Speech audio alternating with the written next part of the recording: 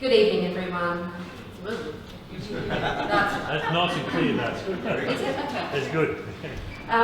Thank you for inviting me here and welcoming me here this evening. My name is Sara, Willey, and I've recently stepped into the role as a board member and, as Bill mentioned, leading the way for Connectors Australia. I want to sincerely thank Bill and the team that were involved today in putting this all together and hosting such an important event.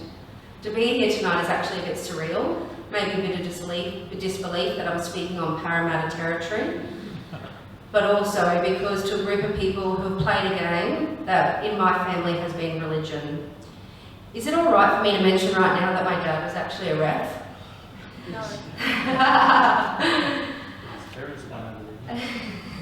So how this actually came about, I have to actually recognise Andrew Thompson from the Golden Eagles because he rallied Ro and I and the troops up to go out to Manly because of his dad Alan, and he told a really touching story to everyone about living what the real life is like with someone with CTE. So Connectors is one of the few organisations that's dedicated solely to CTE. And it is a type of dementia, but we know it is from repeated brain impacts and injuries. CTE unfortunately doesn't discriminate. It affects people from all walks of life. Survivors of domestic violence, individuals in high-risk workplaces and repeated loss, participants in various lifestyle activities, and unfortunately your high-impact sports, and many other things.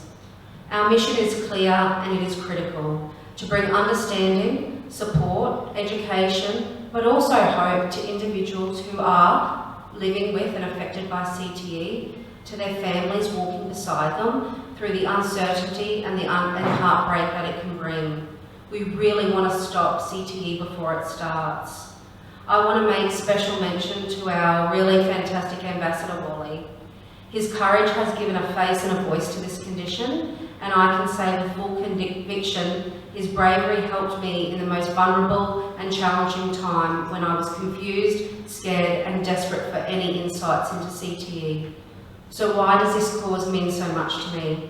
I'm from Townsville, and my husband Steve grew up in a small town of Ingham. Steve lived life full throttle, whether it was work, good old-fashioned party boy, sport, or just being a very lively North Queensland lad. Steve gave everything 110% with a splash of extra, not to mention maybe a few indiscretions or more. Steve's head impact and concussion history started in his mid-teens and unfortunately paved the way for where we are today. In 2023, our lives changed forever. What started as a gradual shift over the years turned into something more significant. Steve's moods became explosive and unpredictable, his behaviour was unfamiliar, and the cognitive and memory decline began to emerge. Then unexpectedly and devastatingly, Steve attempted to take his own life. At the time, our sons were 3 and 1. It was the most devastating time of my entire life. But from there I fought, and I fought bloody hard. I fought to get answers as I knew there was something more serious happening. My husband deserved to be treated with dignity, and he deserved to be treated with respect. And ultimately, he deserved answers for something that was really challenging for him, but also the family. In early 2024, following exhaustive and costly medical assessments, Steve was formally diagnosed with probable CTE. The road to that diagnosis involved relentless begging for help, confusion, inconsistency, and dealing with a medical system that is not yet equipped to respond to this condition. But then we hit the jackpot. A local specialist who listened and took action. From there we got answers. We were referred to a specialist, and that just happened to be the ever so lovely Dr. Rowe. The right support actually transformed our lives. Steve found clarity, and we all found clarity, and from there we found hope, and the boys got their dad back. He is not alone. There are countless men and women just like him. And Steve's 2 big messages to everyone about CTE: he cannot change the past, but he reports the information he has now, he would have done things differently. Diagnosis and treatment. Steve reports he wished he was diagnosed earlier. He really wished his brain was scanned earlier. He said at minimum, at least 15 years. He feels that this would have made a huge difference with some of his personal struggles. That is why I stand here today, not just as a wife and not just as a mother, but as a passionate CTE advocate leading the way for connectors. I wish CTE was going away, but it's not.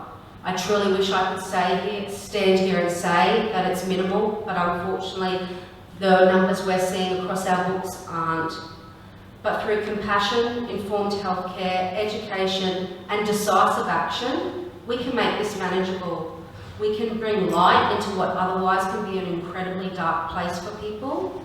And I'm not here to target sport in any way, shape or form.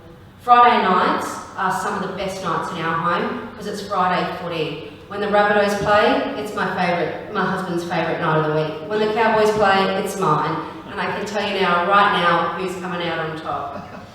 But that won't change for us because we love sport. But I do genuinely hope people start to be a part of helping those who are currently suffering in silence with suspected CTE. And my greatest hope of all is we truly care enough about our kids, our brothers, our sisters, our mates, and anyone for that matter, to take concussions and concussion management seriously. As I said before, we want to stop CTE before it starts. My husband was a tough man, and he certainly had a rep for it. He was in far too many pub fights. He was the smallest and the lightest forward I've ever seen in my life. And I believe the reason he got that position was because he was full of mongrel. Being sent to the sin bin on a regular basis for sticking it to the biggest fella on the field, that was him. He won a lot of his amateur boxing matches, and now he tells me all he wants is for me to protect our boys from all of that. He asks me to encourage them to live a life that isn't fueled with being the toughest person out there and knocking your body and your head around unsafely. And more importantly, he tells me, and he prays all the time, that the disease isn't hereditary because he doesn't want his boys to suffer the way he's suffered. For the people who suspect they have CTE, life's not over. Early intervention is the key. Life actually doesn't stop with CTE, and I stand here today because of that. There is medical help, there is treatment, and there is support.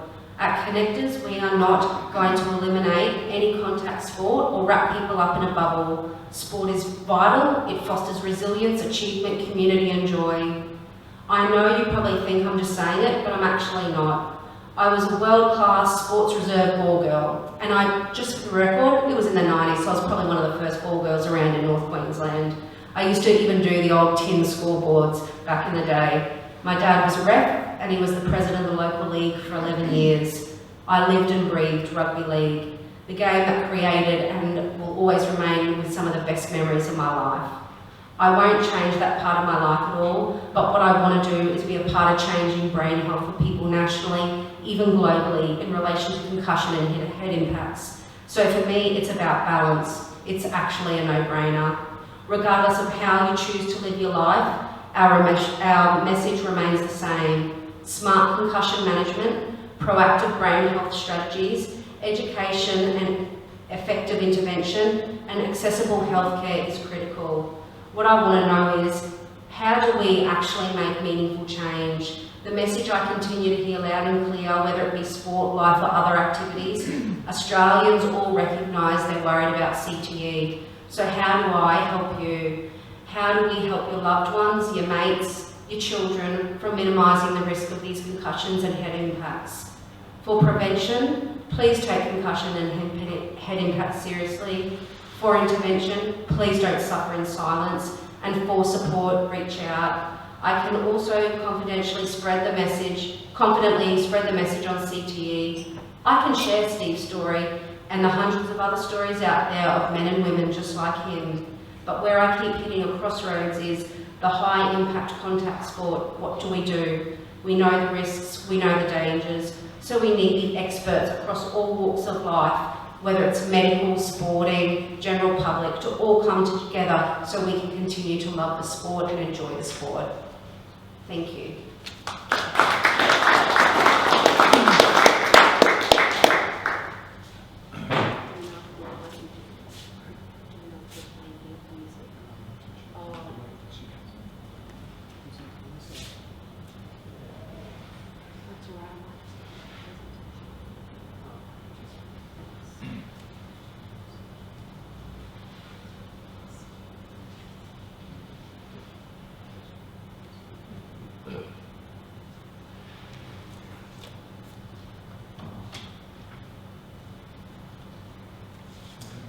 So this is Steve. Steve looks like just your normal, everyday fella. Look, there's probably a little bit of extra colour and a few more stories, but look, he is just like any North Queensland bloke. He did dirt bike riding, unfortunately without a helmet, had various accidents. Motor vehicle accident, rugby league, rugby union, racing boats professionally, fighting, boxing training, amateur boxing, and he was a rodeo clown. So let's just face it, he ticks all the boxes. This was him. He doesn't look any different to any North Queensland fella. And for years, he ran amok and he lived life large. But then he grew up and we thought life was great. Until it wasn't. So I would say around 2015 to 2017, what Dr. Rowe was describing, I saw more that mood, anxiety, depression. I'd say the symptoms were a bit more milder. Looking at those 2017 to 2019, probably that sharper symptoms started to present, more of a deterioration, requesting medical help. Now the one thing I give my husband credit for is he continued to ask for help. He continued to go to a doctor and say something is wrong with me. It was just really a shame that they weren't equipped to respond to him, and some of them unfortunately ignored him.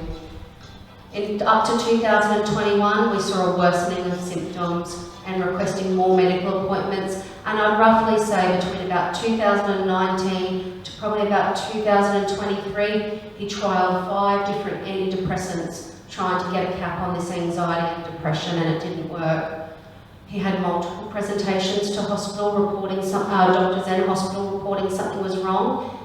He had some other neurological issues go on, and then I would have to say around the 2023 we started to see the significant cognitive decline. It was around it was the 7th of August 2023 when he had a huge suicide attempt, and it was out of the blue, it was unexpected, and he had no history of suicide. From there, that is where I said enough's enough. This man has been asking for help for ages. He deserves help. I don't care what he did when he was 20. I don't care how much he drank. I don't even care that he used drugs in his 20s. This man is an introverted man. He ran a business. He had 2 boys. I can tell you now, what you think of him is very different to how he was actually living. He was living a really quiet lifestyle. Unfortunately, by that stage, he didn't get heard. And so then he kept requesting help. And finally a specialist came on board and said, your memory's not great. He couldn't recall conversations. He was giving really poor recounts of information. And from there we were referred on. And that's when he had all the testing done. It's a shame I can't show you the video because there's one really powerful message in there. His biggest message was he wished he was treated earlier, because I got my husband back, the kids got their dad back. This really, don't get me wrong, he's a bit of a gentle giant, and when he blows a gasket, he blows a gasket. But at the same time, that's not him by personality. And what I was really struggling with is people were like, oh, but he's a boxer, he's this, he's that. That should just be him. And I fought really hard for that. And then over time, when he got the right treatment, clinical staff started to realise what I was describing was actually the truth.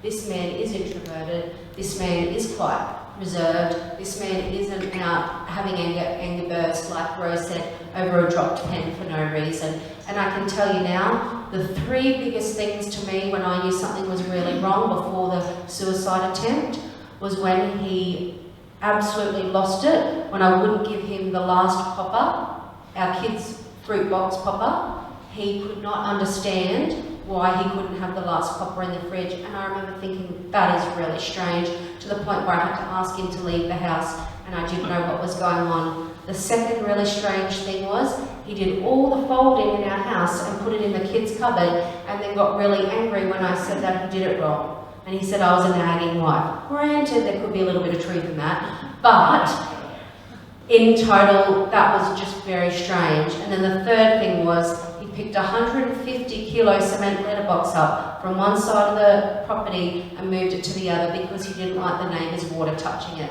And I said to those doctors, that is not mental illness. that is not bad behaviour, there's something going on here, and they finally listened. My message to everyone is, if you know someone who is struggling, don't let them stop fighting. And we will help you. You contact us, and I now know the system so well, and we've got Row in the Wings clinically. We will help people because that is our mission. And many other neurologists. Row's not covering all of Australia. But we are here to answer questions and to onward. I don't refer, but to onward recommend who to go to.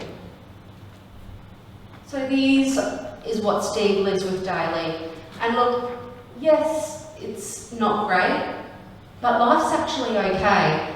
And look, I think that the reason I put this up here is because I think it's really important that you see the changes from the photos I just showed to now. So that's Steve with his support worker, and fortunately and unfortunately, Steve now needs a support worker 5 days a week to help him navigate life. And if I could play the video, which I don't think you're going to hear, this is Steve laughing, which I don't think he laughed in years before he was treated properly. Oh no, you can't hear it, it's playing out there. But basically he says, I'm Steve, I have CTE, and I'm a legend. I wonder if I can play, Bill, do you reckon I can play stuff through this speaker and hold the mic to it? Yeah, that didn't come out. Yeah. We'll try and change the speakers over because I think there's some really powerful, there's some men here in the other clip that speak from the heart about CTE.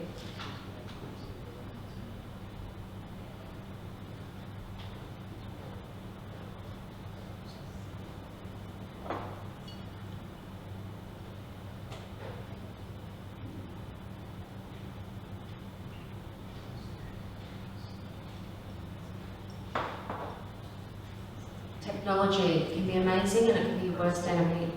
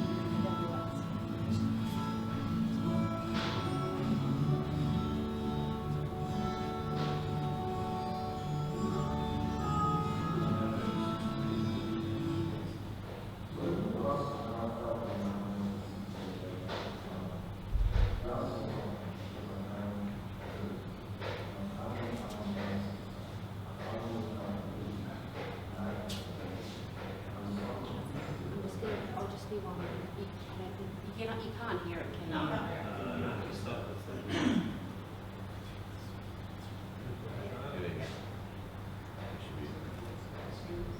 There's a speaker.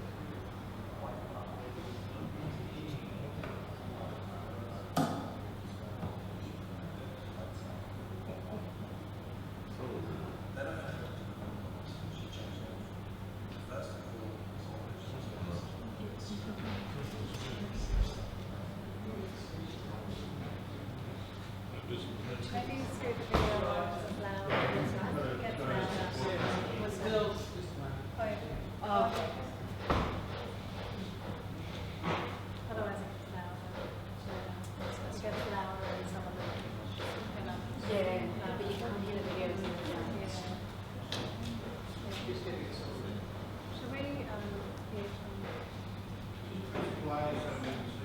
Okay.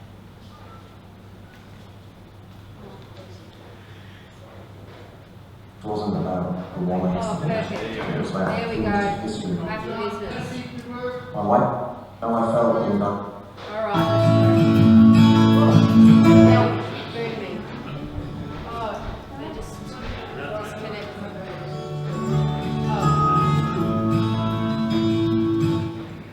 So when people ask me how I felt when diagnosed with CTE at the age of 49, the answer is on because I found relief. I finally found the answers. I finally felt relieved, and that changed everything. I was told repeatedly that I couldn't still be suffering from concussion symptoms. My wife and I would leave appointments feeling unheard, and what was worse, I was being prescribed medication that, in hindsight, would do more harm than good. Then I found Dr. Willey Moms. She changed everything.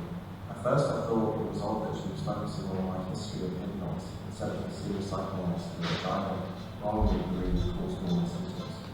But as she dug deeper, I started to understand that this wasn't about the one accident, it was about a cumulative history of trauma to my brain. Under Dr. Malta's care and through her Concussion Connect support group, my life and the life of my family began to improve. My severe anxiety, depression, explosive outbursts, memory issues, while still present, are now much more manageable. I've also gained tools, support, and perhaps more importantly, connection. That is why I speak today, because no one should have to rely on luck to access proper care. CTE isn't just a sports injury, it's a human issue, it's a family issue. It's an invisible injury with devastating consequences if left undiagnosed and unsupported. But with proper diagnosis, specialist care, and community, we can manage symptoms, plan for the future, and help others find the help that they deserve.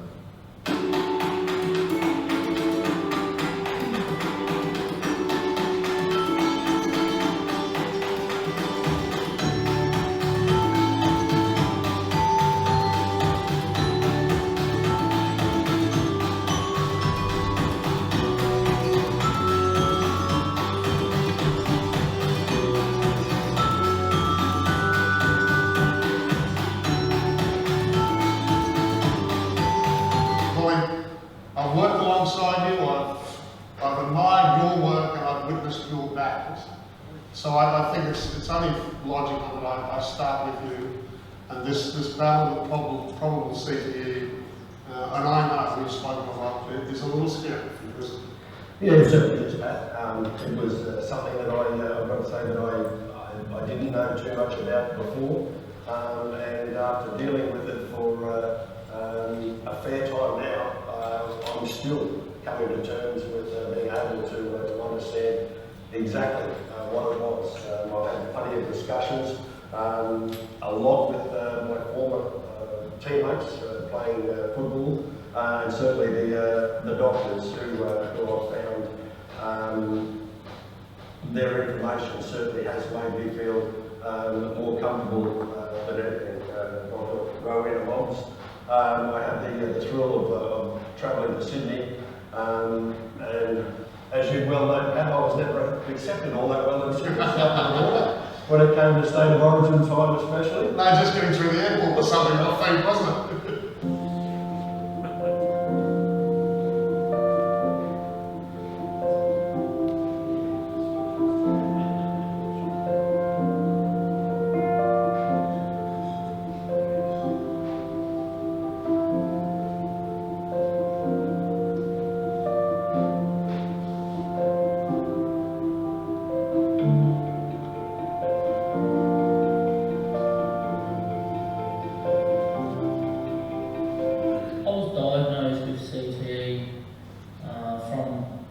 Head impacts from playing football in 2022, or even prior to that. I feel very isolated now.